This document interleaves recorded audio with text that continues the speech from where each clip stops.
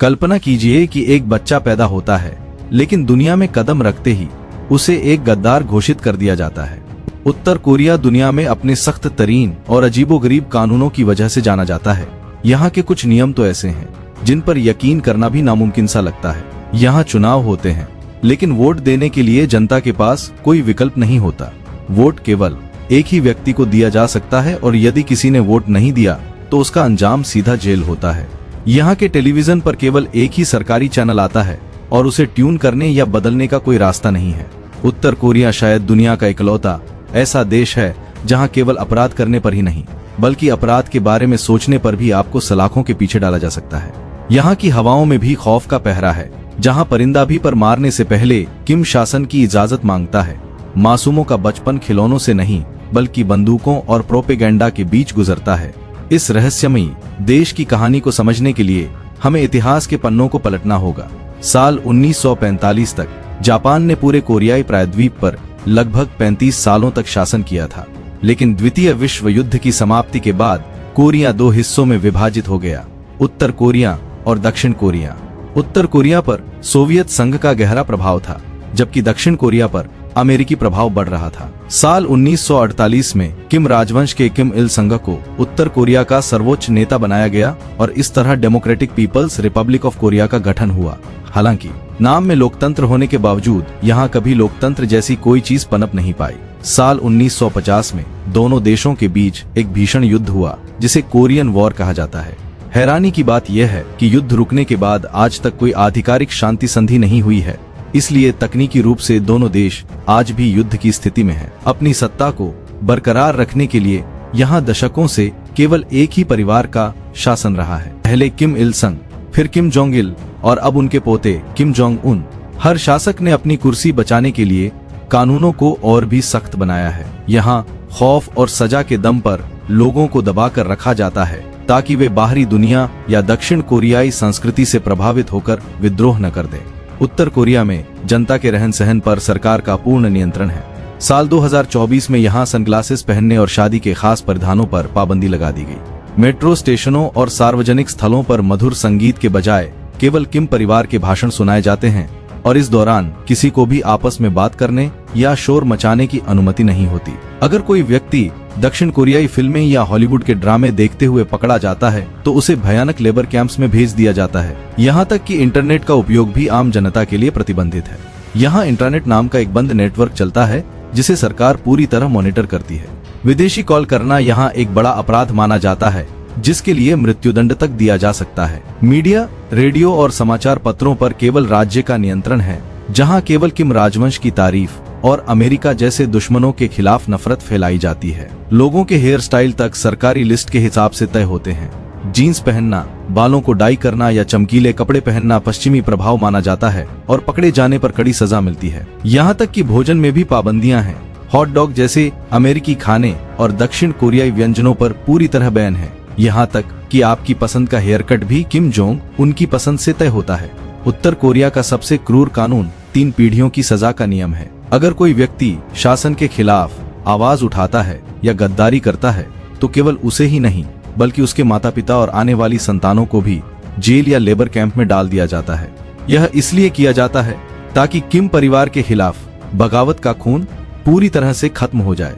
हर apartment और गली मोहल्ले में सरकारी जासूस तैनात होते हैं जो लोगों की हर गतिविधि पर नजर रखते हैं। यहाँ तक कि हर हफ्ते सेल्फ क्रिटिसिज्म सेशन आयोजित किए जाते हैं, जहां लोगों को भरी सभा में अपनी गलतियों को स्वीकार करना पड़ता है, जैसे कि उन्होंने सरकार की पर्याप्त तारीफ क्यों नहीं की या किसी विदेशी वस्तु की प्रशंसा क्यों की। यह जासूसी इतनी गहरी है कि बच्चे अक्सर अपने ही माता पिता की शिकायत स्कूल में कर देते हैं, जिससे हंसते खेलते परिवार पल भर में तबाह हो जाते हैं। यहाँ दीवारों के भी कान हैं और हर जुबान पर ताला है। यहाँ इलेक्शन केवल एक दिखावा और लॉयल्टी टेस्ट होते हैं। 100% मतदान एक ही उम्मीदवार के पक्ष में होता है, जिसे सरकार अपनी एकता और ताकत के रूप में दुनिया को दिखाती है। जो व्यक्ति वोट देने नहीं आता उसे सीधे गद्दार मान लिया जाता है। यहाँ की सुप्रीम पीपल्स असेंबली का काम केवल किम जोंग उनके फैसलों पर मुहर लगाना है। हर नागरिक को सरकार के 10 मौलिक सिद्धांतों का रट्टा मारना पड़ता है, जिनमें किम इल संग का नाम अनिवार्य रूप से शामिल होता है। अगर कोई इन सिद्धांतों को सुनाते वक्त अटक जाए तो उसकी वफादारी पर शक किया जाता है यहाँ का समाज 3 हिस्सों में बंटा है, जिसे सोंगबुन सिस्टम कहते हैं। इसमें सबसे ऊपर कोर क्लास है जो सरकार के वफादार हैं, फिर वेवरिंग क्लास जो आम लोग हैं, और सबसे नीचे हॉस्टाइल क्लास जिन्हें गद्दार मानकर सबसे घटिया काम दिए जाते हैं। आपकी पैदाइश ही तय कर देती है कि आप आलीशान फ्लैट में रहेंगे या कोयले की खदान में अपनी पूरी जिंदगी गुजार देंगे। उत्तर कोरिया पूरी दुनिया से इतना अलग है कि उनका कैलेंडर भी बाकी दुनिया से मेल नहीं खाता।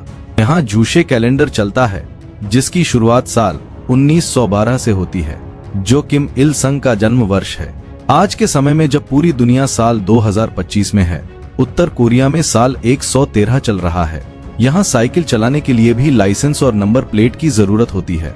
किसी भी विदेशी लोगो या स्लोगन वाले कपड़े पहनना प्रतिबंधित है। यदि कोई पर्यटक यहाँ आता है तो उसे हर वक्त एक सरकारी गाइड के साथ रहना पड़ता है और वो अपनी मर्जी से किसी स्थानीय नागरिक से बात या फोटो नहीं ले सकता। हर घर में किम इल संग और किम जोंग इल की तस्वीरें लगाना अनिवार्य है और उन्हें नियमित रूप से साफ करना एक नागरिक कर्तव्य माना जाता है। किम परिवार के किसी सदस्य की पुण्यतिथि पर सार्वजनिक रूप से रोना अनिवार्य है। जो पर्याप्त दुख नहीं दिखाता उसे सजा दी जाती है।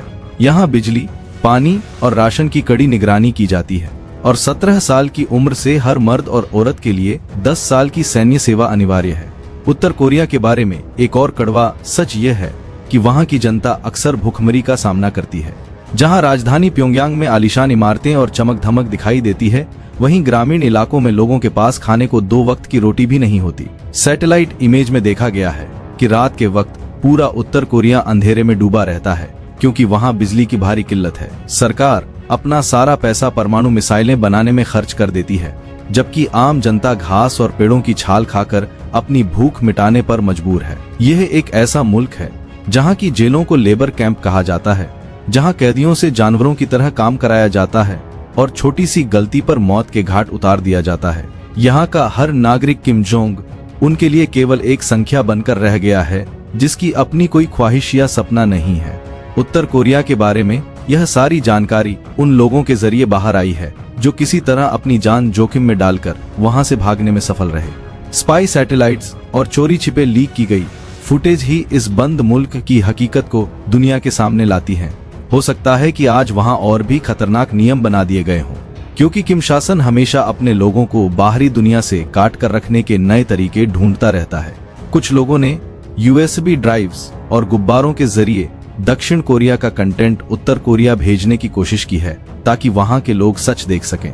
यह एक ऐसी लड़ाई है जो बिना हथियारों के केवल सूचना और ज्ञान के दम पर लड़ी जा रही है। दुनिया को उम्मीद है कि एक दिन उत्तर कोरिया की ये दीवारें गिरेंगी और वहां के मासूम बच्चों को गद्दार नहीं बल्कि एक आजाद नागरिक का सम्मान मिलेगा। दोस्तों, उत्तर कोरिया के इन खौफनाक और हैरान कर देने वाले नियमों के बारे में जानकर आपको कैसा लगा? क्या आप सोच सकते हैं कि आज की आधुनिक दुनिया में भी कोई देश इस तरह की पाबंदियों के बीच जी रहा होगा? वहाँ का जीवन किसी नर्क से कम नहीं है, जहाँ हर सांस पर सरकार का पहरा है। अपनी राय कमेंट सेक्शन में जरूर लिखें, क्योंकि आपकी सोच ही हमारे शोध को बेहतर बनाती है और हमें और भी गहराई से रिसर्च करने की प्रेरणा देती है। अगर आपको उत्तर कोरिया के इस अनसुने सच पर आधारित हमारी यह मेगा डॉक्यूमेंट्री पसंद आई हो तो इस वीडियो को लाइक करें, अपने दोस्तों के साथ शेयर करें। ऐसी ही और भी ऐतिहासिक, रहस्यमयी और सनसनीखेज जानकारियों के लिए हमारे चैनल को अभी सब्सक्राइब करें और बेल आइकन को ऑल पर सेट कर दें ताकि हमारा हर नया वीडियो आप तक सबसे पहले पहुंचे।